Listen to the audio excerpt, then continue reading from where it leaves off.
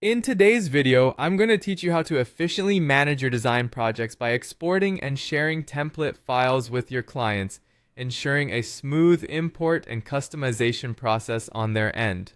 Let's dive right in. First off, we'll begin with exporting content from your design software. This step is crucial because it ensures that all of your hard work is neatly packaged and ready to be shared. Open your project and navigate to the export options within your design tool. You'll usually find this in the File menu at the top of your screen. From here, select the appropriate export format for your design files.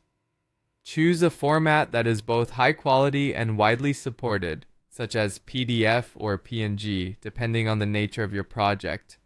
It's useful to think about how your client plans to use these files. For print, PDF is perfect, while PNG might be ideal for online use. Once you've selected the format, confirm the export settings, making sure everything aligns with your project requirements. Then, click Export and save the file to a designated folder on your computer for easy access later. Next, we'll move on to sharing these template files with your clients. Communication is key in this step. You want to make it as simple as possible for your clients to receive and access these files. Utilize a reliable file sharing service. Platforms like Dropbox or Google Drive are your best friends here, as they allow easy access and sharing with anyone via a link. Upload your exported files to the chosen platform and generate a shareable link. Before sending, double-check that the link permissions are set to allow access for anyone with the link unless you want to restrict it to specific users. Send this link to your client through an email or a messaging service of your preference, accompanied by a brief yet thorough explanation of what they're receiving and any specific instructions they might need to know.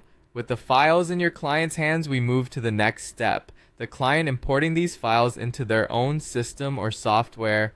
It's vital to provide your client with clear instructions on how to do this. Mention the software needed and any compatible versions if applicable. If using a specific software format, guide your client on how to import these files, often found under File, and then Import.